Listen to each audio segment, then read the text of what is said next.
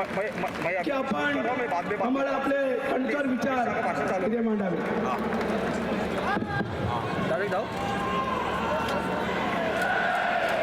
मेरे साथ बोलिए भारत माता की। क्यों भाई, मुंबई वालों की आवाज को क्या हो गया है? महायुति की सरकार बनानी है या नहीं बनानी है? मोदी जी का हाथ मजबूत करना है या नहीं करना है? तो ऐसी आवाज नहीं चलेगी। मेरे साथ दोनों हाथ उठाइए, उठाइए दोनों हाथ, विजय के संकल्प की मुट्ठी बीजिए और प्रचंड आवाज से बोलिए भारत माता की जय जय जय जय जय शिवाजी, जय जय जय जय जय भवानी। मंच पर उपस्थित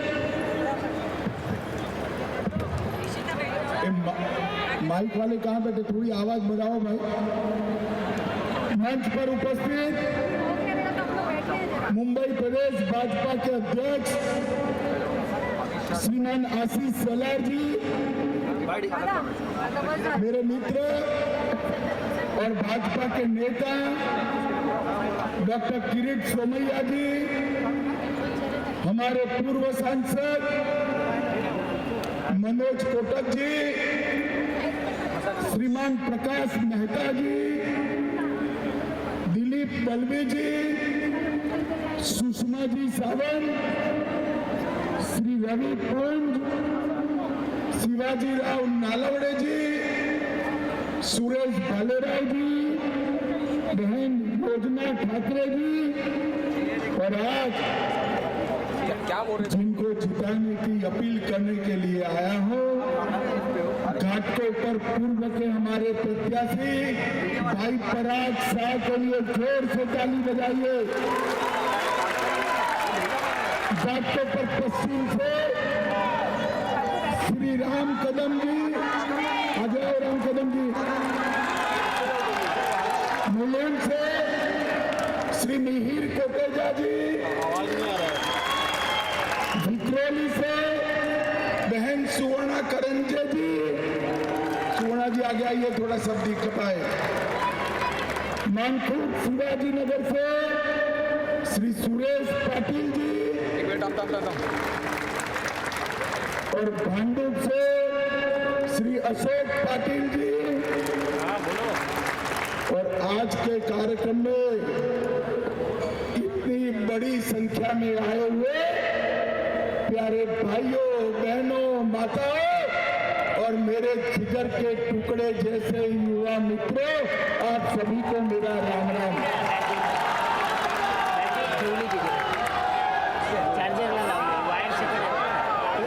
सबसे पहले दादा सबसे भैया टीवी वाले बैठ जाओ, मैं यहीं रहकर खड़ा रहने वाला हूँ। बैठ जाओ जरा सेट कर बैठ जाइए भाई, आप भी बैठ जाइए। अरे बैठ जाओ यार, मैं जिद्दी टाइप का आदमी हूँ, बाद में ही बोलूंगा। बैठ जाओ। सबसे पहले मैं सिद्धि विनायक जी के चरणों में मेरा प्रणाम कर मेरी बात की शुरुआत करता हूँ। मुंडा देवी और महालक्ष्मी माता को भी प्रणाम कर मेरी बात की शुरुआत करता हूँ। भाइयों बहनों, ये महाराष्ट्र की भूमि जहाँ से छत्रपति शिवाजी महाराज ने पूरे देश को स्वराज, स्वधर्म और स्वभाषा का रास्ता दिखाया। छत्रपति शिवाजी महाराज, धर्म संरक्षक संभाजी महाराज, वीर सावरकर जी, तिलक महाराज, महात्मा फूले और डॉक्टर भीमराव अंबेडकर को भी प्रणाम कर मैं अपनी बात की शुरुआत करता हूं। भाइयों बहनों, मैं पूरे महाराष्ट्र में घूमकर आज घाटों पर आया हूं। मैं विदर्भ में भी गया, पश्चिम महाराष्ट्र में भी गया, उत्तर महाराष्ट्र में भी गया, कोंकण में भी गया और मुंबई भी एक बार आकर गया। मैं आज आपको महाराष्ट्र चुनाव का परिणाम बताना चाहता हूं। घाटों पर वालों, सुनना है क्या आपको? जरा जोर से बोले, सुनना है ना? तो मैं महाराष्ट्र की दीवारों पर बड़े बड़े अक्षरों से लिखा हुआ पढ़ पाता हूं, यहां महायुति की सरकार बनने जा रही और अगाड़ी का सुपड़ा साफ होने वाला। भाइयों बहनों, कुछ दिन पहले एक ही दिन मैंने भारतीय जनता पार्टी का संकल्प पत्र महाराष्ट्र की जनता के सामने रखा और उसी दिन खड़गे जी ने महाअघाड़ी का संकल्प पत्र, घोषणा पत्र जनता के सामने रखा। मैं आप सभी को बताने आया हूं, उसके कुछ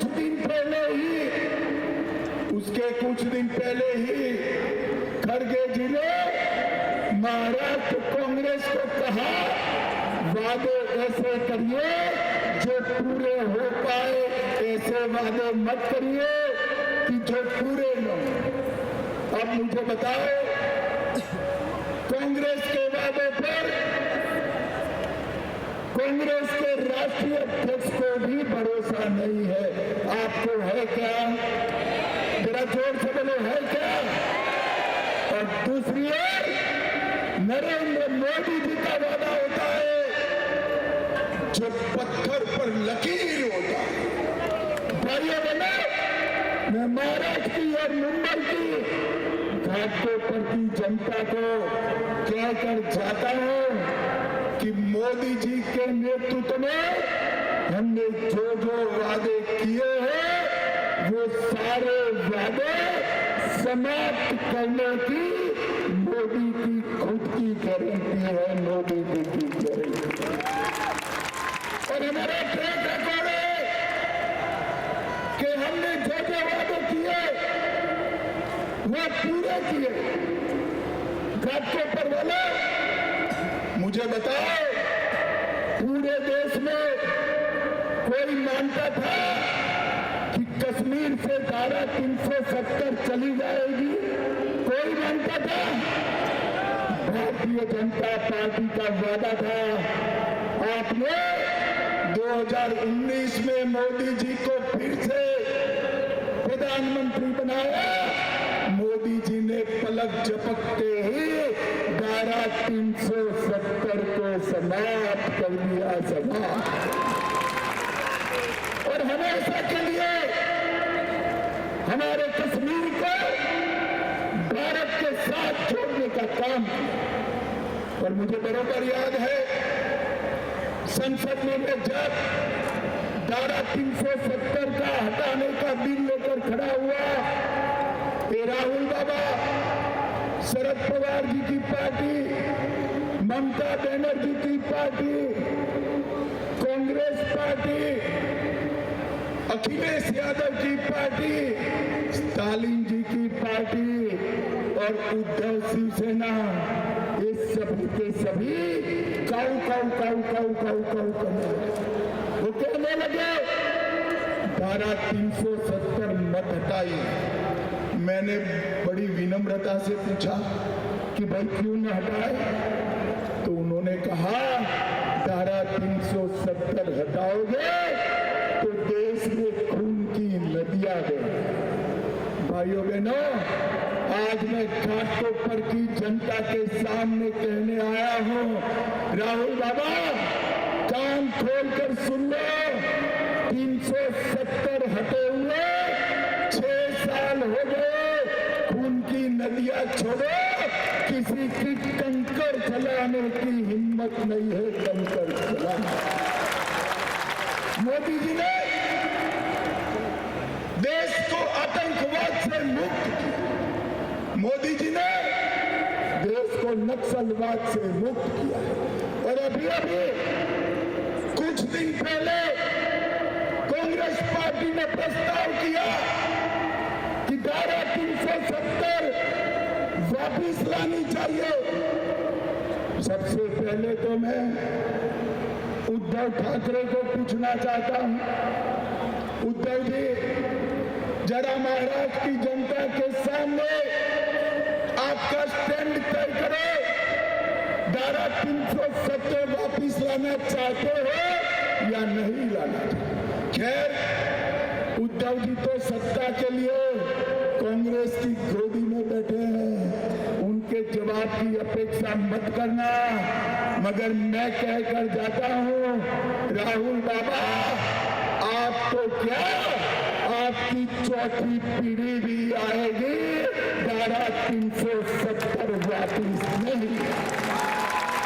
भाइयों बहनों, भारतीय जनता पार्टी के लिए कश्मीर हमारी सत्ता से भी प्यारा मुद्दा है और कश्मीर के अंदर से आतंकवाद को समाप्त करने का काम हमारे नरेंद्र मोदी। भाइयों बहनों, भारतीय जनता पार्टी का वादा था कि हम अयोध्या में प्रभु श्री राम का मंदिर बनाएंगे। ये राहुल बाबा 2019 के चुनाव में मैं पार्टी का अध्यक्ष था, पूरे देश में घूम घूम कर कहते थे कि मंदिर वहीं बनाएंगे, तिथि नहीं बताएंगे। और आपने 19 में मोदी जी को फिर से प्रधानमंत्री बनाया, 5 ही साल में केस भी जीता, भूमि पूजन भी किया, निर्माण भी किया और प्राण प्रतिष्ठा कर कर जय श्री राम कर दिया। हमारा मखौल उड़ाने वाले राहुल बाबा, शरद पवार, इनकी हिम्मत नहीं थी वहां जाने की, आज तक नहीं गए हैं। भाइयों बहनों, मोदी जी ने न केवल राम मंदिर का निर्माण किया, औरंगजेब ने तोड़ा हुआ काशी विश्वनाथ का कॉरिडोर भी फिर से बनाने का काम नरेंद्र मोदी। इसके साथ साथ सोमनाथ का मंदिर जो बना हुआ है, इसको फिर से सोने का बनाने का काम भी अब चालू हो गया है। भाइयों, चालू हो गया। भारतीय जनता पार्टी ने हमारे संस्कृति के मान बिंदुओं की रक्षा करने का काम किया है। भाइयों बहनों, मुझे बताओ जरा, ये ट्रिपल तलाक मोदी जी ने हटाया, ठीक किया या बुरा किया? अरे जोर से बोलो, ट्रिपल तलाक हटना चाहिए था या नहीं हटना चाहिए था? हम ट्रिपल तलाक हटा रहे थे। ये कांग्रेस पार्टी, शिवसेना, सभी लोग विरोध कर रहे थे, उनका काम ही विरोध करना। भाइयों बहनों, बांग्लादेश, पाकिस्तान, अफगानिस्तान, यहां से हमारे करोड़ों हिंदू सिख भाई आए हैं, उनको नागरिकता देनी चाहिए या नहीं देनी चाहिए? जरा जोर से बोलो, देनी चाहिए या नहीं देनी चाहिए? मोदी जी इसके लिए सीएए लेकर आए, ये तीनों की तिकड़ी ने इसका भी विरोध किया। भाइयों बहनों, अभी हमारी सरकार ने पार्लियामेंट में वक्फ बोर्ड के कानून में सुधार का बिल रखा। दिन पहले कर्नाटक जहां कांग्रेस की सरकार है वहां वक्फ बोर्ड ने गांव के गांव वक्फ की संपत्ति घोषित की। कई मंदिर, कई सारे लोगों के घर, किसानों की भूमि वक्फ की संपत्ति घोषित कर दी। ये सुधार होने के बाद कोई आपकी संपत्ति को वक्फ की संपत्ति घोषित नहीं करेगी। घाटकोपर वालों मुझे बताओ, ये सुधार करना चाहिए या नहीं करना चाहिए? जोर से बोलो, करना चाहिए या नहीं करना चाहिए? ये राहुल बाबा, सुप्रिया सुरे, संजय राउत सभी इसका विरोध करते हैं, मगर मैं कहकर जाता हूं, इनको विरोध करने दीजिए। नरेंद्र मोदी सरकार वक्फ का कानून बैंकों की चोट पर बदलने वाली है। बैंकों की चोट, किसी भी की जमीन, किसी का भी मकान इस तरह से वक्फ की संपत्ति नहीं बन सकती। ये भारत है, आजाद भारत, किसी को इसकी परमिशन नहीं। भाइयों बहनों, अभी अभी उलेमाओं का एक बड़ा हुजूम, उलेमाओं का बड़ा हुजूम अभी अभी कांग्रेस के अध्यक्ष को मिला और कांग्रेस के अध्यक्ष ने उनको आवेदन पत्र दिया। उलेमाओं के हुजूम ने, और इसमें क्या मांगा? इसमें मांगा कि मुसलमानों को 10% आरक्षण देना चाहिए। अब भाइयों बहनों, मेरी बात ध्यान से सुनना, इस देश में 50% आरक्षण हो चुका है और इसमें अगर आप 10% मुसलमानों को देना चाहते हो तो किसी का काटना पड़ेगा। किसका काटेंगे? ओबीसी का काटेंगे, दलित का काटेंगे, आदिवासी का काटेंगे और उनकी वोट बैंक को आरक्षण देंगे। हमारा संविधान धर्म के आधार पर रिजर्वेशन की परमिशन नहीं देता। मैं आज घाटकोपर की जनता को कहकर जाता हूं, जितना जोर लगाना है उतना ये राहुल बाबा इन कंपनी लगा दो। हम माइनॉरिटी को आरक्षण नहीं मिलने देंगे, नहीं मिलने देंगे। ये भारतीय जनता पार्टी का संकल्प। भाइयों बहनों, इन्होंने वक्फ बोर्ड के विकास के लिए 1000 करोड़ मांगा। मस्जिद के मौलाना को 15,000 देने की बात की है। अरे उद्धव बाबू, इसके लिए पैसा है, महाराष्ट्र के विकास के लिए पैसा नहीं है। मैं आज बताने आया हूं, अगर देश में नरेंद्र मोदी जी की सरकार न होती, यहाँ पहले देवेंद्र फडणवीस जी की और अब देवेंद्र फडणवीस और एकनाथ शिंदे की सरकार न होती तो मुंबई रहने जैसा न रहा। भाइयों बहनों, मुझे बताओ, मैं अब जो काम करने जा रहा हूं वो काम के बगैर मुंबई की स्थिति कैसी हो? 18,600 करोड़ से 22 किलोमीटर लंबा अटल बिहारी वाजपेयी अटल सेतु हमारी सरकार ने पूरा कर दिया। इससे मुंबई को फायदा हुआ है या नहीं हुआ है? जरा जोर से बोलो, हुआ है या नहीं हुआ है?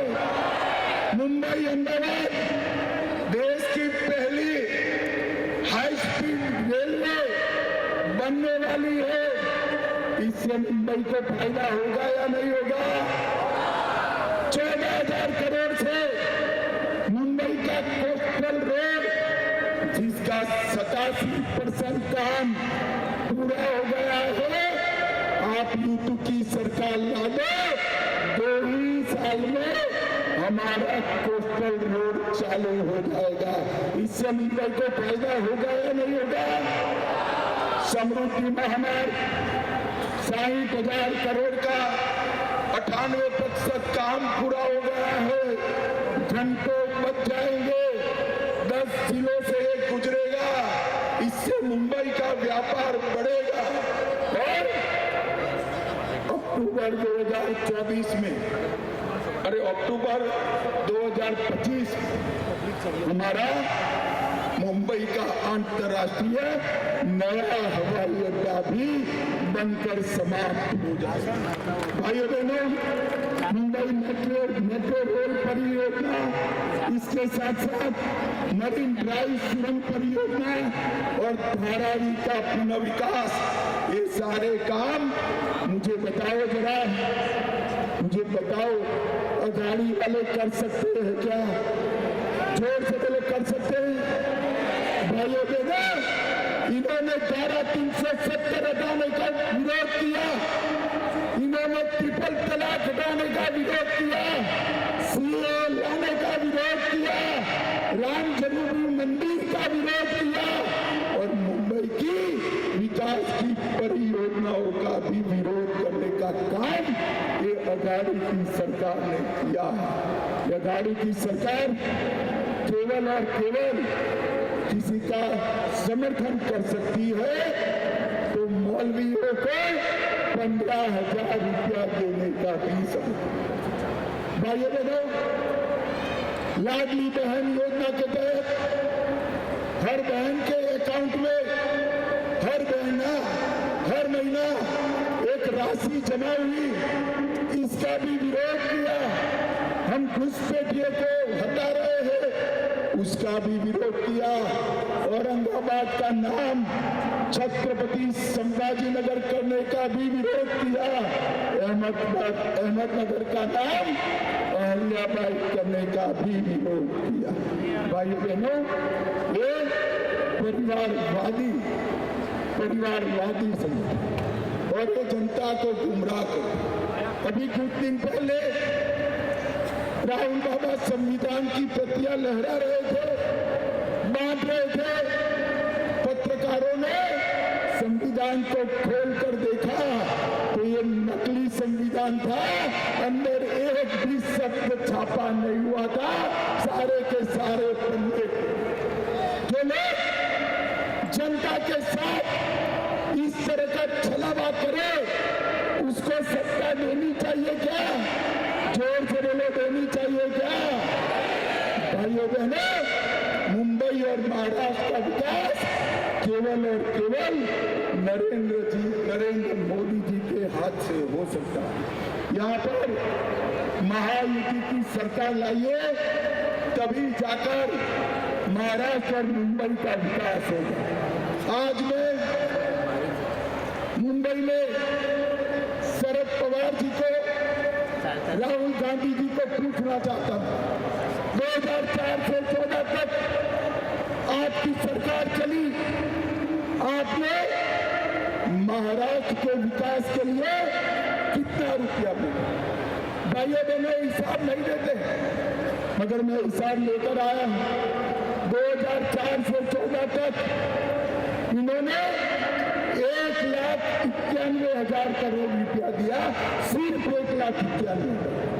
और 14 से 24 में मोदी जी ने 1,91,000 करोड़ के सामने 10,15,890 करोड़ रुपया देने का काम किया।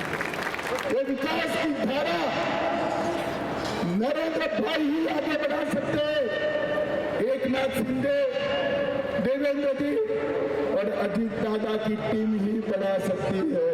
और अंत में मैं ये पूछना चाहता हूं, भाइयों बहनों, क्या आपको लगता है कि राहुल बाबा के नेतृत्व में अघाड़ी देश को सुरक्षित कर सकती है क्या? जोर से बोले, कर सकती है? आतंकवाद का खात्मा कर सकती है? नक्सलवाद का खात्मा कर सकती है? उनके समय में आए दिन पाकिस्तान से आतंकवादी आकर बम धमाके कर पाकिस्तान चले जाए।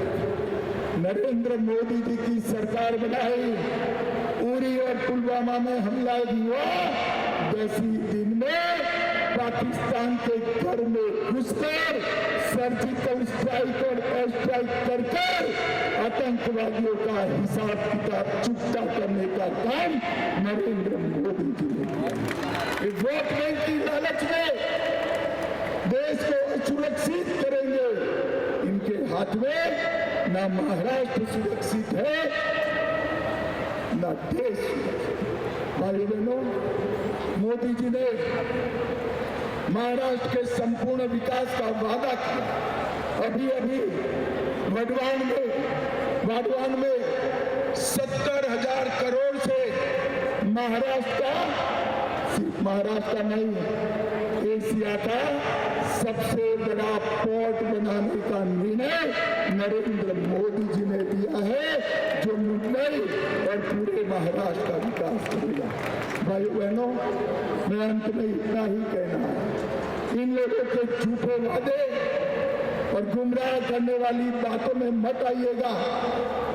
नरेंद्र मोदी जी ने हमारे अर्थतंत्र को 11वें नंबर से 5वें नंबर पर पहुंचाया है और 2027 में हमारा अर्थतंत्र दुनिया का 3रे नंबर का अर्थतंत्र बनेगा। 3रे नंबर।